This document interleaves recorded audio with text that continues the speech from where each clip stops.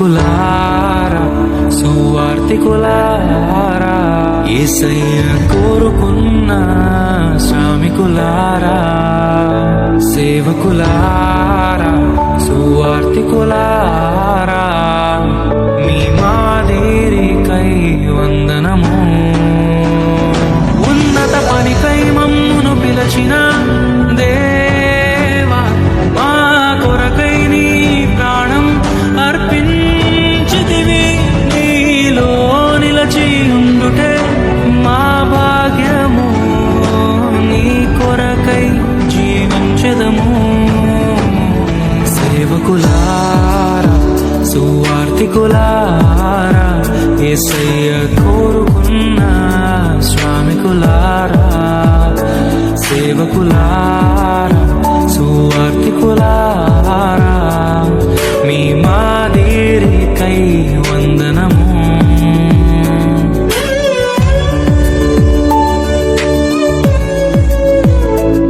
చంపారు, ప్రవక్తలను చంపారు, ప్రవక్తలను రాళ్లతో కొట్టారు, అవమానించారు, చంపారు. ప్రభు అన్నాడు, కాబట్టి రాజు కోపపడి తన దండ్లను పంపి ఆ నరహంతకులను సంహరించి వారి పట్టణము తగులపెట్టాడు. మీకా నిలబడి చెప్పాడు, హోషేయ నిలబడి చెప్పాడు, యెషయా నిలబడి చెప్పాడు, ఆమోసు నిలబడి చెప్పాడు. వాళ్ళు చెప్పిందంతా ఇదే. మీ మధ్య న్యాయం లేదు. నేనేమడిగాను? మూడే అడిగాను. మనుష్యుడా, ఏది ఉత్తమమో నీకు చెప్పలేదా? నేను నీకు ముందే చెప్పాను కదా. న్యాయమును జరిగించుటయు కనికరమును ప్రేమించుటయు, చెప్పండి, దీన మనసు కలిగి యెహోవా ఎదుట ప్రవర్తి. ఇంతే కదా. నువ్వు మనిషివి కాబాబు అంటున్నా నేను. అంతే. దైవాజ్ఞను నెరవేర్చుటకు మా కోసం బలి అయ్యారు. ప్రభు రాజ్యం ప్రకటించుటకు ప్రాణాలని విరచారు. మా ఆత్మను రక్షించుటకు హతసాక్షులు మీరయ్యారు.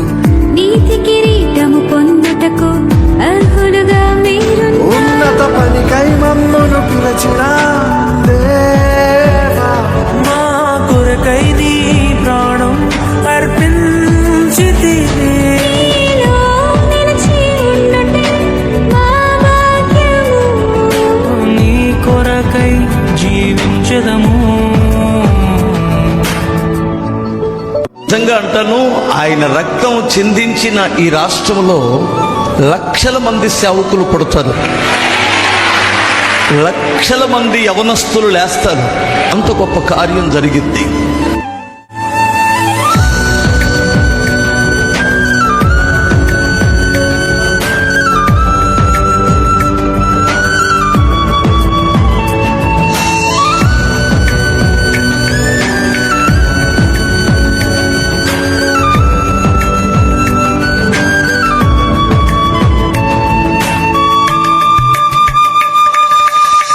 సంగమును కాపాడుటలో కాపరులుగా మీరున్నారు. సువార్తకి పోరాడుటలో సిద్ధపడిన సైన్యం మీరు. మీ ప్రేమను ఎరుగని వారు అన్యాయముగా మేము చంపారు. మీ త్యాగం మేము ఎన్నటికీ మరచిపోము. సేవకులారా సువార్తికులారా మీ మాదిరికై వందనము.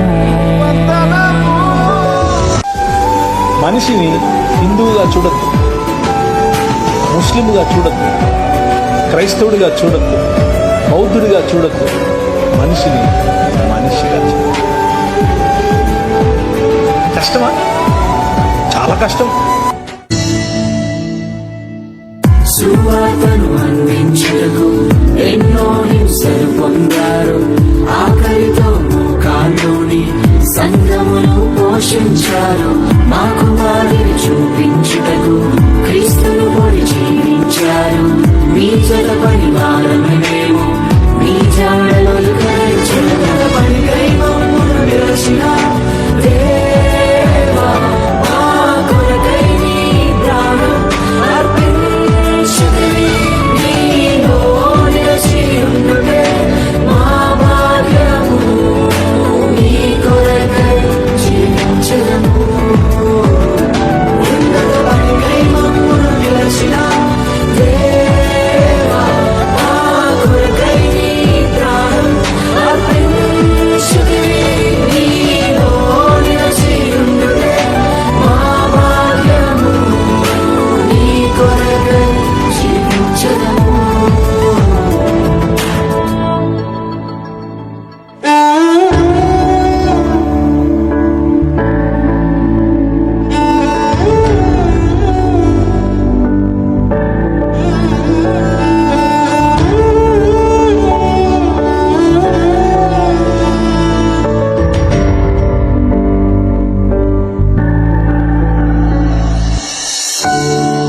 నిజమే కదా, మన దైవ సేవకులు మన కొరకు ఎంతో పాటుపడుతున్నారు.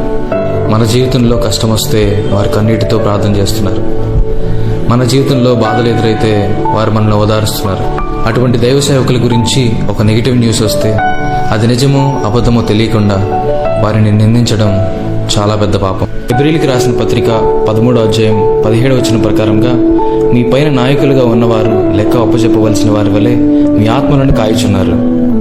వారు దుఃఖముతో ఆ పని చేసిన ఎడల మీకు నిష్ప్రయోజనము గనుక దుఃఖముతో కాక ఆనందముతో చేయనట్లుగా వారి మాట విని వారికి లోబడి ఉండుడి.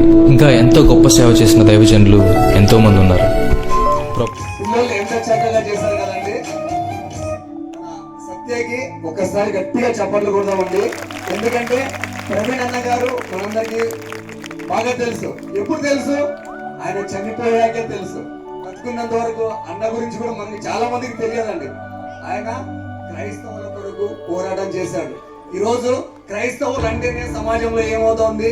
చంపబడుతున్నారు, మందిరాలు కూల్చేస్తున్నారు. మన సైడ్ మన ప్రాంతంలో చాలా బాగున్నామండి. కానీ ఇంకా కొంచెం దూరం వెళ్ళే కొద్దీ, వేరే రాష్ట్రాలకు వెళ్ళే కొద్దీ మరణాలే జరుగుతున్నాయి క్రైస్తవులకి. ఇది నిజమైన క్రైస్తవుడికి ఖచ్చితంగా జరుగుతుంది. ఎందుకంటే బైబిల్లోనే మనము చూస్తాం, క్రీస్తు యొక్క శిష్యులు అందరూ కూడా మరణించారు. హతసాక్షులు. మరణం అంటే అందరికీ మరణం వస్తుంది, కానీ హత్య చేయబడ్డారు. ప్రతి ఒక్క క్రైస్తవుడు, ప్రతి శిష్యుడు కూడా హత్య చేయబడ్డారు. ఒకే ఒక శిష్యుడు మాత్రం హత్య చేయబడలేవు. ఈ విధంగా క్రైస్తవుడుగా ఈయన ప్రవీణ్ అన్న గారు ఆయన మెసేజ్లు మనం విన్నా, ఆయన పోరాటం చేసినవన్నీ తర్వాత ఆయన చనిపోయిన తర్వాత చదివితే కంట్లో నీళ్ళు వస్తాయండి. ఎందుకంటే ఒక క్రైస్తవునికి జరుగుతున్న బాధ పైన ఆయన కోర్టులో కేసు వేశాడండి. ఆ కోర్టులో నిలబడి మాట్లాడడానికి ఆయన ఉండింటే ఈరోజు కేసు గెలిచి క్రైస్తవుడు సగర్వంగా బయట తిరగడానికి ఆయన చేసేవాడండి. కానీ ఆయన లేడు. కానీ విశ్వాసంలో మనలో ఉన్నాడు ఆయన. ప్రతి ఒక్క క్రైస్తవుడు ఆలోచించేస్తుంది, మనము నీతిగా నిజాయితీగా ఒక క్రైస్తవుడిగా జీవించాలి. అన్ని మతాలను మనం ద్వేషించడం లేదు, కానీ ప్రతి ఒక్కరు మనల్ని ద్వేషిస్తున్నారు. ఆ ద్వేషకి కారణం మనలో ఉన్న రెండు మాటలు. ఆ రెండు మనలో ఉండకూడదు. మనము ఒకే రీతిగా ఉండాలి. క్రైస్తవుడిగా జీవించిన తర్వాత క్రైస్తవుడిగానే మనం మరణించాలి. ఇందాక మనం చూసాం కదా, చాలా స్కిట్లలో కూడా ఏం చూపిస్తున్నారు, మనము అన్నిలోనే అన్ని చేస్తున్నాం. మంత్రాలు కట్టించుకుంటాం, మంత్రాల దగ్గరికి పోతాం. కానీ బైబిల్లోనే ఉంది, ఏకాంతంగా నువ్వు ప్రార్థించినట్లయితే ఏ సేవకుడు నీకు ప్రార్థించాల్సిన అవసరం లేదు. నువ్వు ప్రార్థిస్తే నువ్వు స్వస్థపడతావు అని నీలోనే ఉంది. ఇది పిల్లలు ఎంత చక్కగా చూపించారంటే, పిల్లలకి ఒక్కసారి గట్టిగా చప్పట్లతో అభినందిద్దాం. ప్రవీణని అందరూ కూడా జ్ఞాపకం చేసుకుంటాం. ప్రతి ఒక్క సేవకులను మనం చూస్తామండి. సేవకుల్లో 2 రకాల సేవకులు ఉన్నారు. డబ్బు కోసం కష్టపడే సేవకులు ఉన్నారు, వాళ్ళ సంచి నింపుకునే సేవకులు ఉన్నారు. కొంతమంది ప్రాణం అర్పించైనా నిజాన్ని నిక్కచ్చిగా చెప్పి ప్రతి ఒక్కరిని మార్చగలిగినటువంటి సేవకులు ఉన్నారు. అలాంటి వారి గురించి ఈ రోజు ఈ యొక్క స్కిట్ ని చాలా చక్కగా సత్య ఒక్కసారి స్టేజ్ పైన రావా. సత్య ఒక్కసారి మీరందరూ నిలబడండి. వాళ్ళందరినీ కలిపి ఒక ఫోటో తీయండి.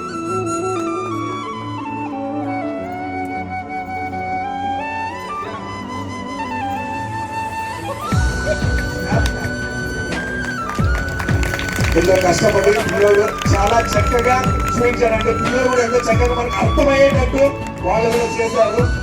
అందులో సత్యకి చాలా థ్యాంక్స్. అంటే మనం ఇంకా పాటలు చూసాం, డ్యాన్స్ చూసాం, చాలా కష్టపడ్డారు. కానీ ఇది ఒక పాటలోనే ఎంతో అర్థవంతమైన సందేశాన్ని ఇచ్చారు. ఆయనకి సంఘం తరఫున కూడా ధన్యవాదాలు తెలుసు.